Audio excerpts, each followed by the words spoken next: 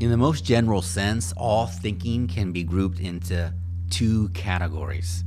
And unfortunately, you've been trained to get really, really good at one of them and almost completely neglect the other. Let me explain. So, thinking can be divided into divergent and convergent thinking, okay? Let me break down what each of those is really quick, and I'm going to explain how you may be missing half of your brain's capacity to think and problem solve. So, convergent thinking is when we're presented with a problem or a situation or a prompt, and our goal, our quest is for that one most correct answer as quickly and efficiently as possible. So we gather all the data points, we get all the information we have, we use the formulas we've learned, the problem solving, the rules, and we try to drill down to that one most correct answer. This is convergent thinking. And school has probably done a fantastic job of preparing you and training you to think convergently, right? Think multiple choice tests, think memorization, think rote learning, think memorization of facts, right? Repeatable problem solving steps, etc., etc., etc. This whole other realm of thinking was supposed to be part of the equation from the beginning. This is not a matter of good or bad. We're not demonizing one over the other, but it's been part of my mission and all the projects I've been involved with over the last couple of decades to bring this other type of thinking back online, which is divergent thinking. Okay, so in divergent thinking, it almost moves in the opposite direction. In this case, you're presented with the problem or the challenge or the situation or the prompt. And instead of your first instinct being, we got to drill down to that one most correct answer as quickly as possible, we pause. Here's how we respond. We say, I need to generate as many possible solutions as I can so that my field of options is as vast as it can be, and then I can determine the most appropriate, most skillful answer to this problem or prompt, right? So it's this generation of novelty, of quantity, and fluency, okay? Now, school in general has not done that type of thinking justice. And most of us have finished our education, gone out into the world with a very strong convergent thinking muscle. But the other type of thinking, divergent thinking, has been a little bit neglected. And we have the opportunity as adults to bring this back online because honestly, they're supposed to work together.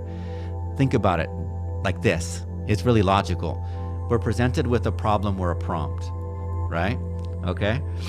Convergent thinking tells us, okay, awesome. Let's apply the rules and the prior knowledge that we have to drill down to that correct answer as quickly as possible. So maybe our field of options is right here. We choose the most appropriate one as fast as we can. Boom. Did I get the right answer? Okay. Contrast that to the process looking like this. We're presented with the problem or the prompt or the situation. And instead of trying to get to that correct answer as quickly as possible, we say, ooh, what if I could expand the field of possibility here? So we think divergently. We generate as many options and ideas as possible. And then we don't stop there, right? Like that's only half the process. And this is where part two, convergent thinking, comes into play, is we take that vast field of possibilities that we've generated and then we start to evaluate. Then we put on the critical thinking, the analytical mind, and we say, ooh, then it's okay to start looking for reasons why ideas may not work, right? We start narrowing it down, but we're doing that from this vast field of ideas that most of those good options would not have existed if we wouldn't have done the divergent thinking stage.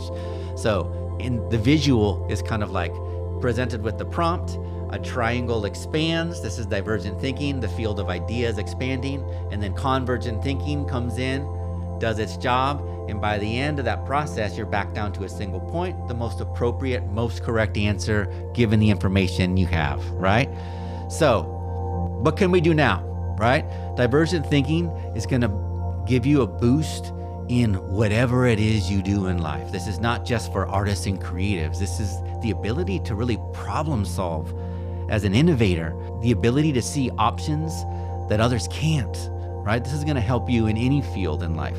So I'm going to give you 2 recommendations that could help you really strengthen your own divergent thinking in your everyday life. Real simple things that you can apply, okay?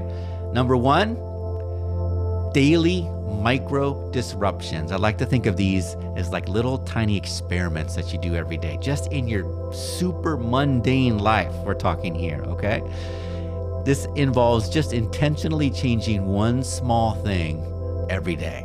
So you could wear a new color that you normally don't. You could sit in a different chair at a different angle, listen to a genre of music you've never listened to before, take a different way home, use your non-dominant hand for some simple task, etc., etc., etc. Like I said, really mundane micro experiments, because divergent thinking thrives on novelty. The brain really begins to light up when patterns are broken, right? Our default mode network is that part of us, sometimes I call our default mode network in our brain kind of like our onboard built-in AI, because it's always looking to recognize patterns and to save us time. The less we have to think, the better for the default mode network, right? So when we break a pattern, it jolts that default mode network out of its automatic mode, and we're kind of forced to be present. This is novelty. This sparks our divergent thinking, okay? And these are small, low-stakes disruptions that are just gonna help you in that moment connect to a sense of curiosity again, a little bit of spontaneity, and maybe even bring in some joy. And from there, you can nurture further creativity, okay?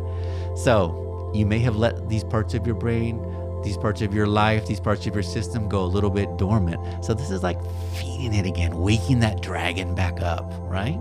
So that's option 1 that I recommend, these micro daily experiments, okay? And recommendation number 2 is from the world of improv. It's called the yes and dialogue, okay? So yes and. So this is straight from the world of improv, and it's a way to apply improvisational thinking in your own internal dialogue with yourself, okay? Here's how it works. When your mind presents you with an idea or a reaction or a response that's kind of like the norm, right? Like the paradigm that the habitual thinking and paradigm that you're moving through the world with, you're presented with, this is what we always do. This is what we always do. So you respond with, instead of judging it or dismissing it, or if that wild idea comes in, instead of judging it or dismissing it, whatever it may be, you work with it. You go with the flow. You reply, yes, and. So it could be, yes, and what else could that become? Yes, and how could I explore that idea safely? Yes, and who could I ask for help or input or insight on that? Okay? So why does this even work? Because it trains your mind to build and to play and expand. Everything's possible, anything's possible, instead of contract and limit right away. Right back to that convergent versus divergent thinking, right? Okay? So most of us shut down our ideas before they even express, right?